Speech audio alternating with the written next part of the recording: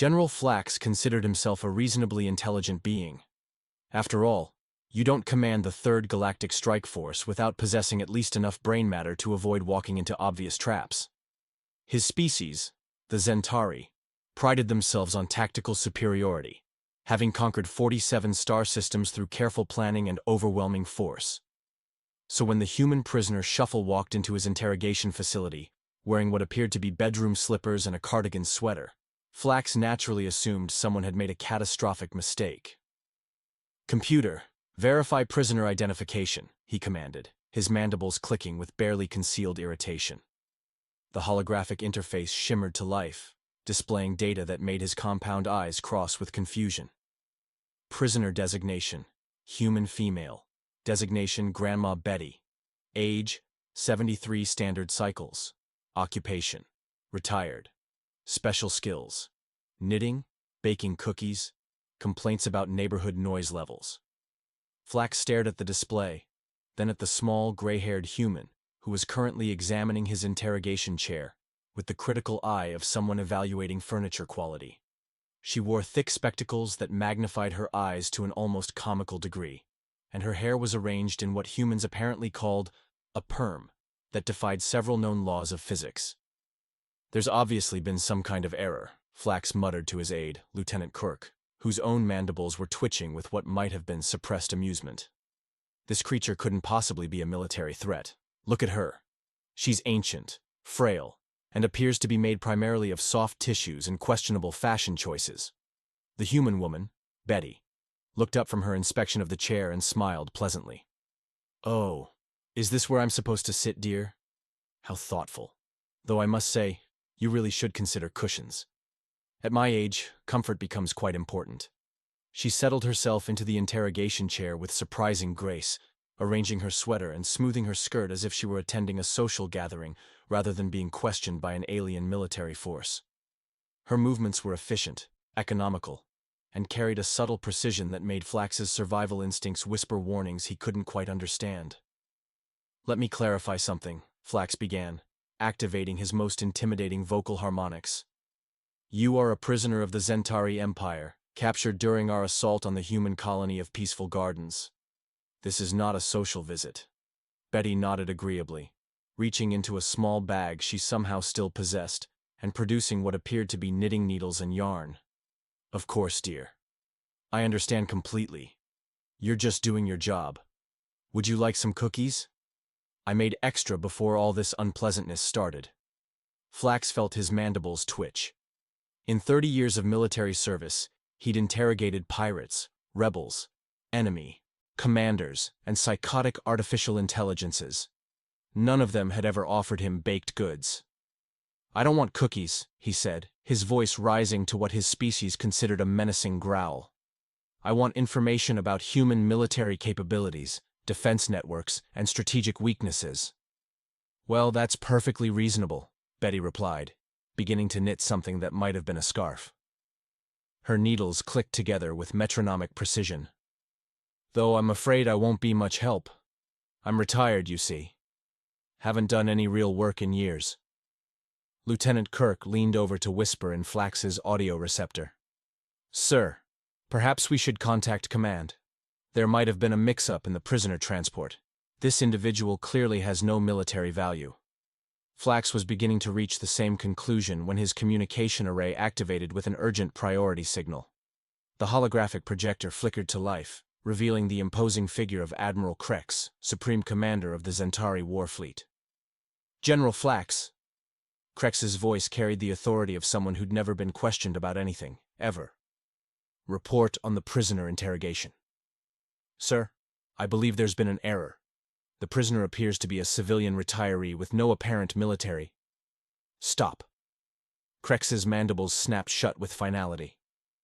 "Have you begun the questioning process?" "Well, yes, sir, but—" "Then continue."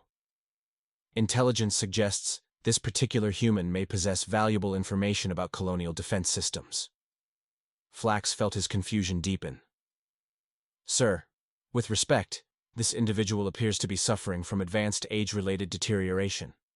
I doubt she could provide intelligence about her own breakfast preferences, much less military installations." Betty looked up from her knitting.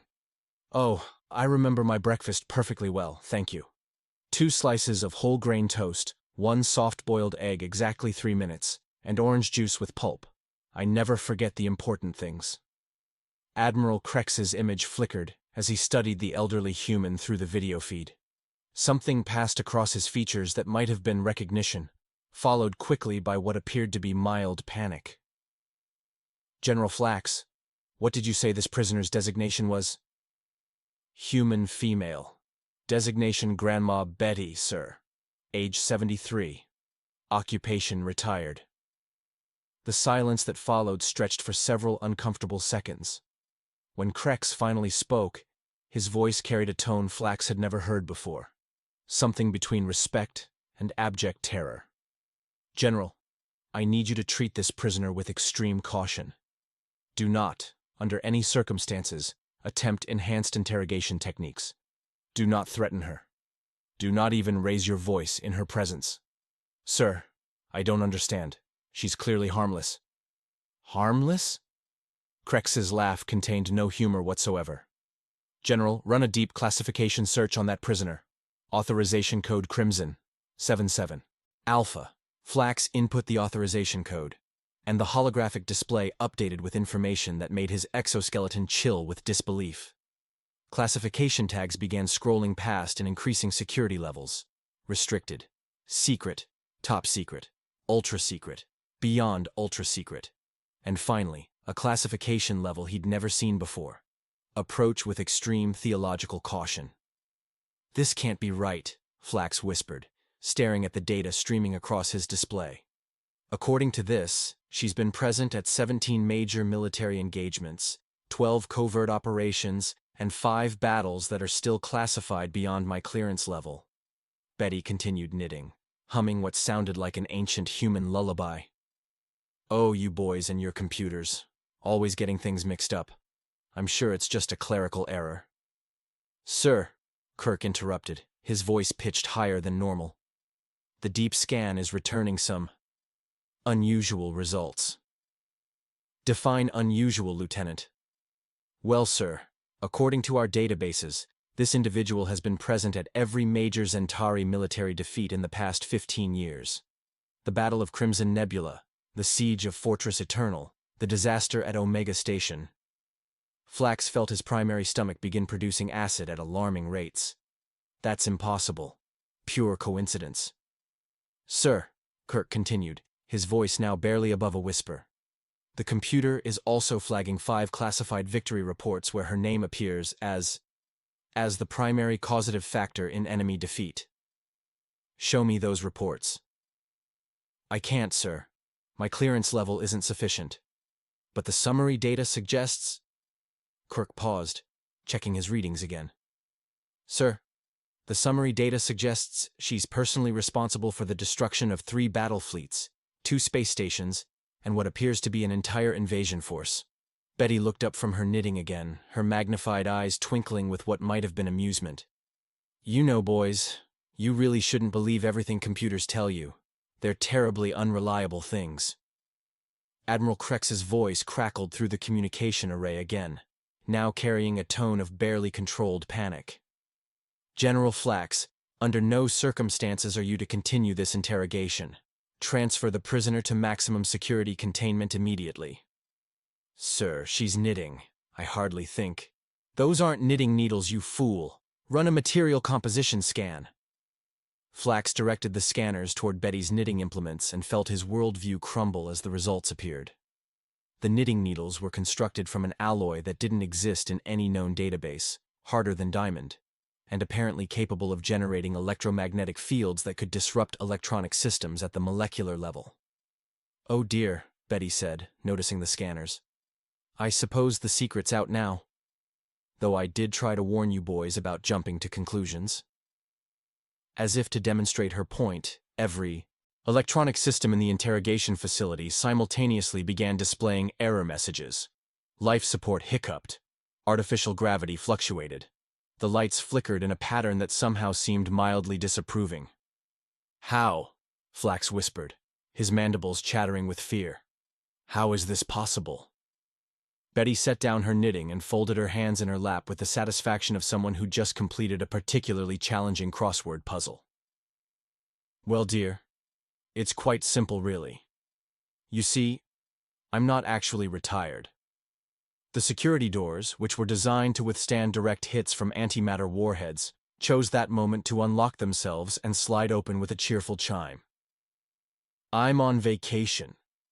Lieutenant Kirk made a sound that was part whimper, part prayer to whatever deities his species worshipped. Sir, all our security systems are showing green lights. According to the computer, prisoner Grandma Betty has been properly secured in her cell. But she's sitting right here, Flax pointed out unnecessarily. Yes, sir. The computer seems to be under the impression that this interrogation room is her cell, and that we're the ones being contained. Betty reached into her bag again and produced what appeared to be a thermos of tea. Would anyone like some refreshment? I find these military situations always go better with proper hydration. Admiral Crex's image flickered again as emergency alarms began sounding in the background of his transmission. General, we're reading massive system failures throughout your facility. What's your status? Sir, the prisoner appears to have, well, she seems to have taken control of our computer systems using knitting needles, and possibly the power of suggestion. That's impossible.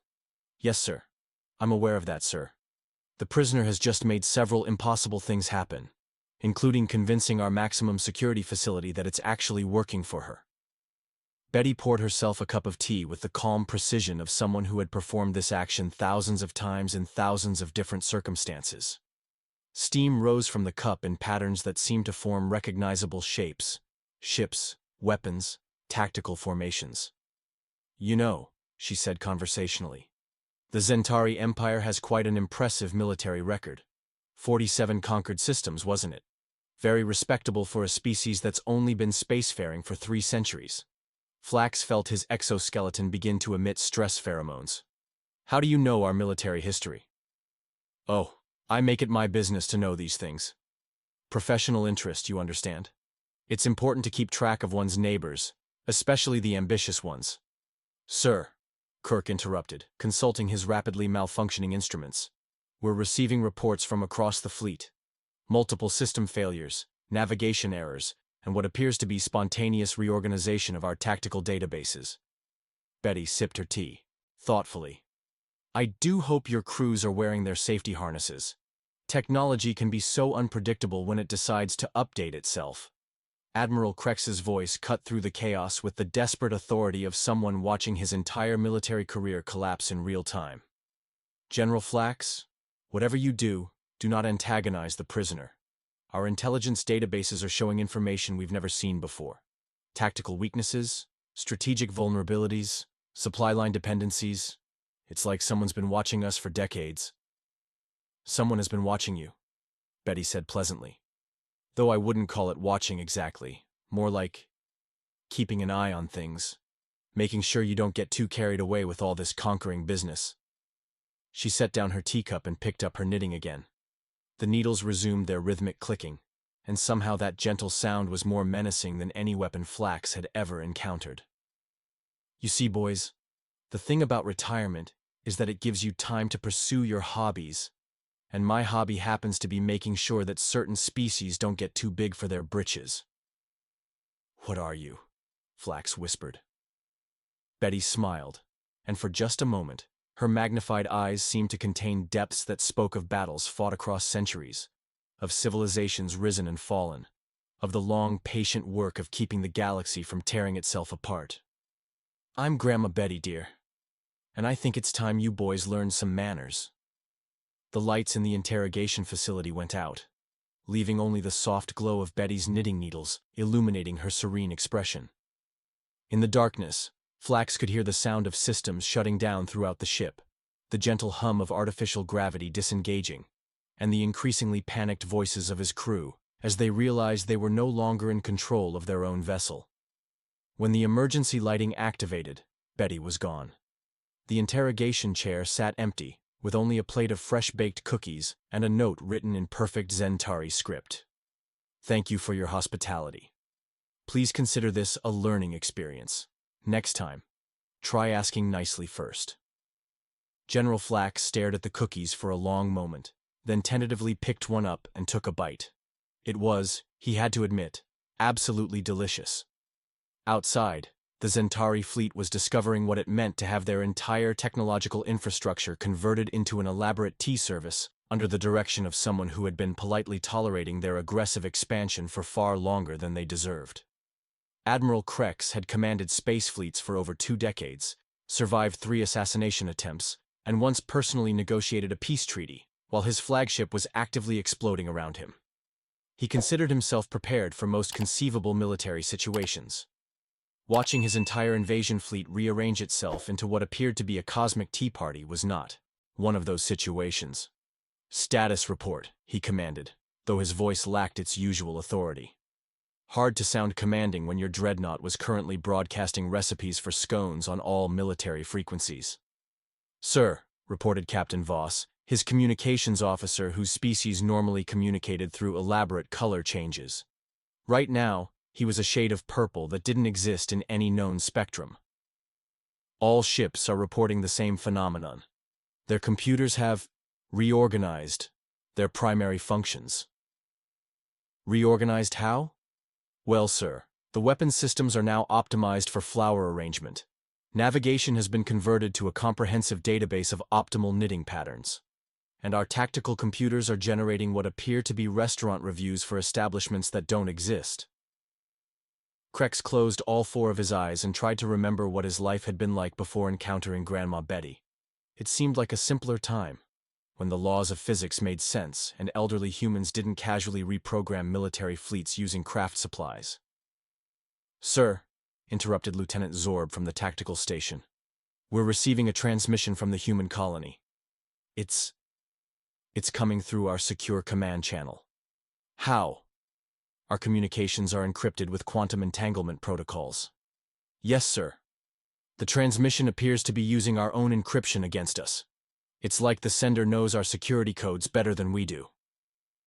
"Put it through."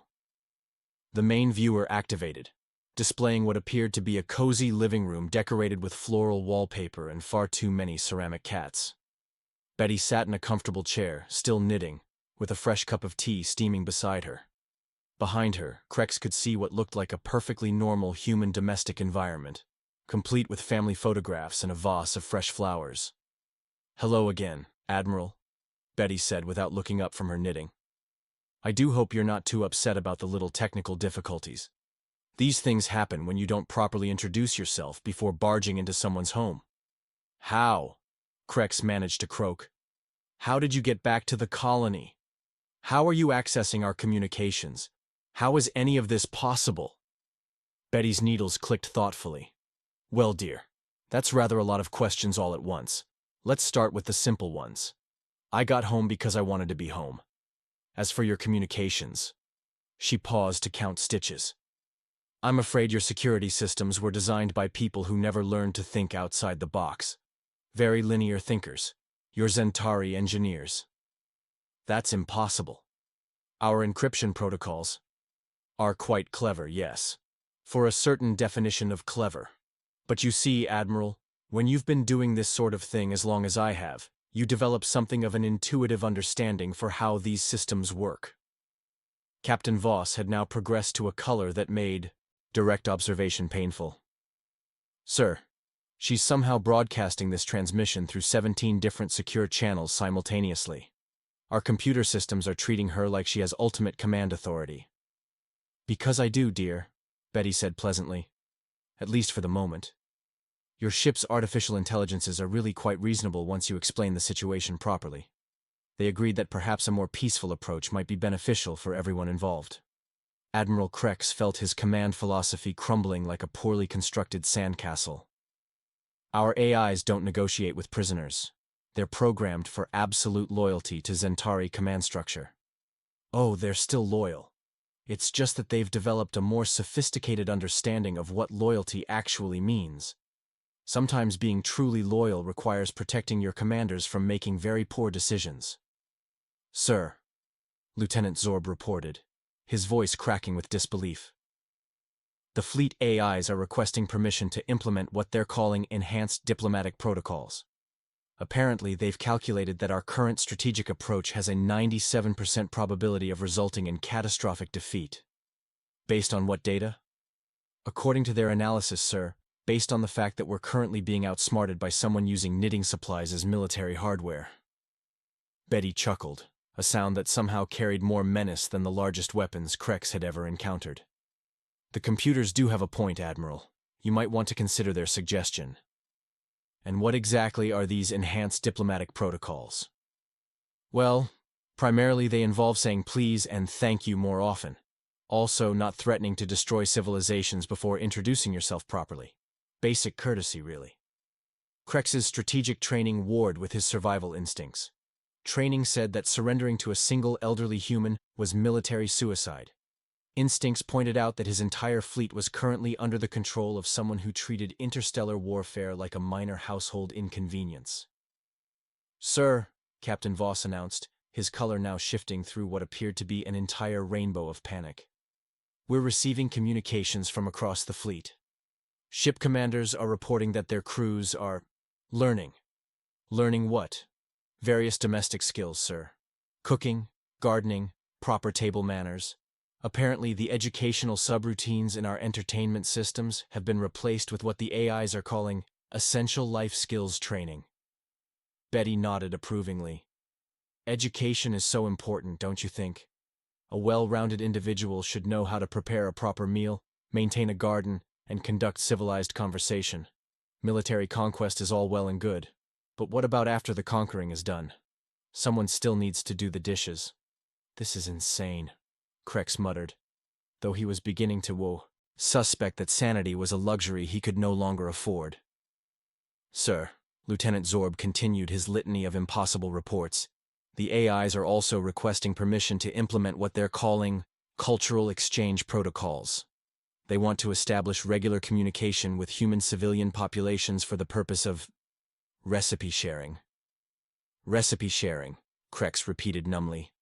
"Apparently, sir, they've discovered that human cuisine is considerably more sophisticated than our standard military rations.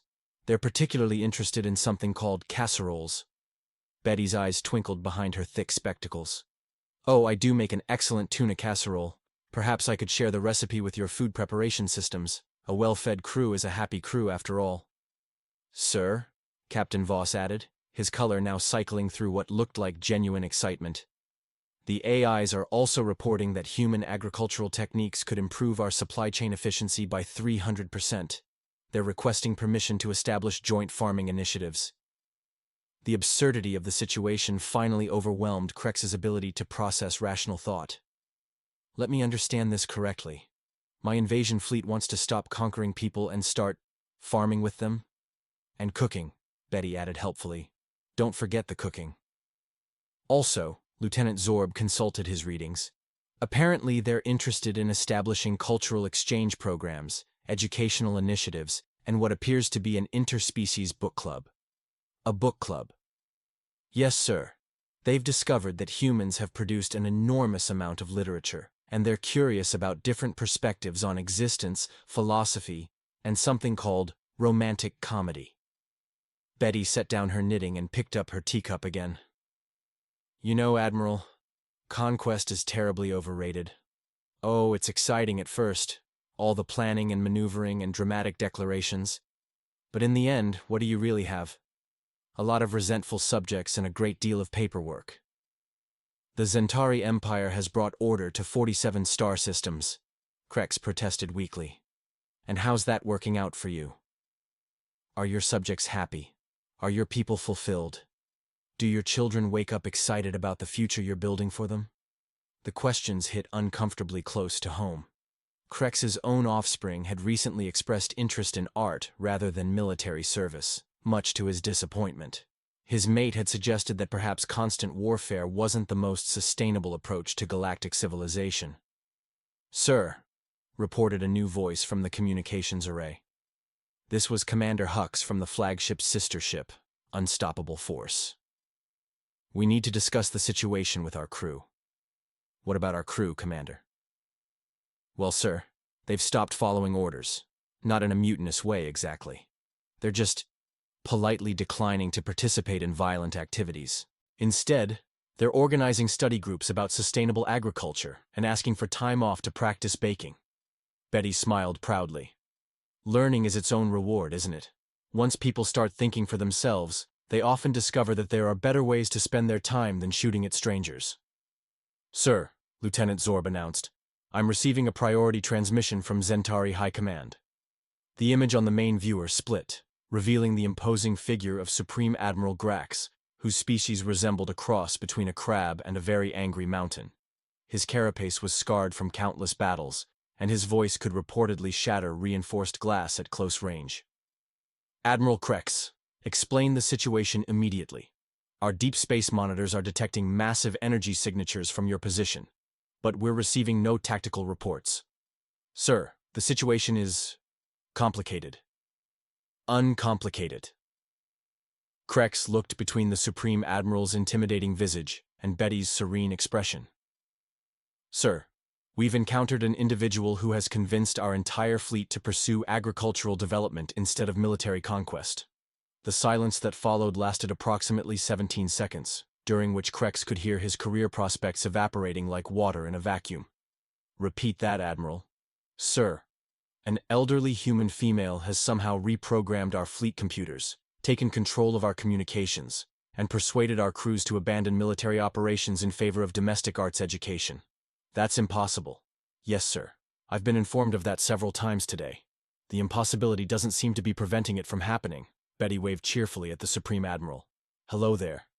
You must be Admiral Grax. I've heard so much about you. Would you like some cookies? Supreme Admiral Grax stared at the elderly human woman offering him baked goods through a hijacked military communication channel. His species had evolved from apex predators who could crack starship hulls with their bare claws.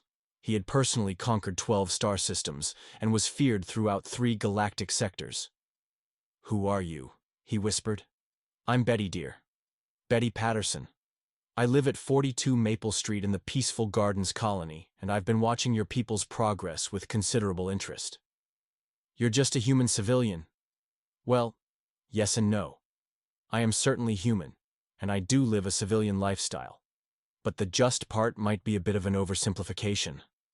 Supreme Admiral Grax's carapace began producing stress clicks. Our intelligence indicates you're 73 years old and retired. Retired from active duty, yes. But you never really retire from caring about people, do you? And I've been caring about people for quite a long time. Sir, Commander Hux's voice interrupted from the communication array. We're receiving reports from across the entire fleet. The crews are requesting permission to establish permanent settlements near human colonies for the purpose of cultural exchange and collaborative agriculture. Betty nodded approvingly. That sounds lovely. Peaceful Gardens could certainly use more neighbors, especially ones interested in sustainable farming practices. Supreme Admiral Grax's stress clicks had evolved into what sounded like a malfunctioning percussion section. This is the Zentari military fleet, not a social club. Oh, I know, dear. But military fleets are made up of people, and people generally prefer cooperation to conflict when given the choice. Your crews have simply decided they'd rather build something constructive than destroy something that doesn't need destroying. Sir, Lieutenant Zorb announced, consulting his increasingly unreliable instruments. The fleet AIs are submitting formal requests for career changes. Apparently they want to transition from military operations to what they're calling community development and interspecies friendship facilitation. The AIs want to become social workers, Krex translated numbly. Among other things, yes, sir. They've also expressed interest in education, environmental restoration, and event planning. Betty finished her tea and set the cup down with satisfaction. Well, this has been lovely, but I should probably let you boys sort things out among yourselves. I have a casserole in the oven, and timing is everything with proper cooking. Wait, Supreme Admiral Grax commanded. You can't just leave. We need to understand what you've done to our fleet. I haven't done anything to your fleet, dear. I've simply given them a choice. They can continue following orders to attack people who've never done them any harm, or they can try something new and potentially more rewarding. But you used some kind of advanced technology. I used knitting needles and good manners. The technology was already there. It just needed someone to ask it politely to reconsider its priorities. The transmission began to fade as Betty stood up from her chair. "You're all welcome to visit any time, of course. I make excellent cookies, and there's always room for more people at the community garden. But do try to call ahead next time. It's only polite." The screen went dark, leaving the Zentari command staff staring at empty space where moments before an impossible conversation had been taking place. "Sir," Captain Voss reported, his color now a soft, contemplative blue. "The fleet is requesting permission to establish permanent communication channels with human colonies for the purpose of ongoing cultural exchange." Supreme Admiral Grax looked around at his senior staff, all of whom were avoiding eye contact while consulting their instruments with unusual intensity. "Sir," Commander Hux added, "our crew morale indicators are showing the highest readings in recorded history. Apparently, the prospect of cooperative agriculture is significantly more appealing than conquest-based career advancement." Admiral Krex found himself thinking about his children, his mate's suggestions about sustainable civilization, and the undeniable fact that his ship's computers had just demonstrated more wisdom than his entire command structure. "Supreme Admiral," he said carefully, "perhaps we should consider the possibility that the fleet's new direction might actually be beneficial." The stress clicks from Grax's carapace had evolved into something resembling resigned acceptance. "Are you suggesting that we abandon military conquest in favor of farming?" "I'm suggesting that we might be happier growing food than destroying civilizations." There was a long pause during which the future of Zentari civilization hung in the balance. Finally, Supreme Admiral Grax made a decision that would be remembered throughout galactic history. "Very well. Establish communications with the human colonies. If we're going to learn agriculture, we might as well learn from the species that just converted our entire military into gardening enthusiasts using craft supplies." 6 months later, Admiral Krex was officially transferred to the newly created Department of Interspecies Agricultural Development. His flagship, formerly the Terror of the Void, was renamed the Friendship Garden and equipped with the most advanced hydroponic systems in the galaxy. Betty Patterson continued living at 42 Maple Street, where she hosted weekly coffee mornings for Zentari officers learning to bake and maintained a small garden that, according to certain classified reports, produced vegetables of impossible nutritional value. The Zentari Empire's transformation from military conquerors to galactic community organizers became a model for peaceful expansion that was studied throughout the cosmos. And somewhere in a classified file that no one had sufficient clearance to access, 5 different intelligence agencies maintained detailed records of every time Grandma Betty had politely suggested that perhaps there might be a better way to handle interstellar relations. The galaxy, as it turned out, was a much more pleasant place when everyone remembered to say please and thank you.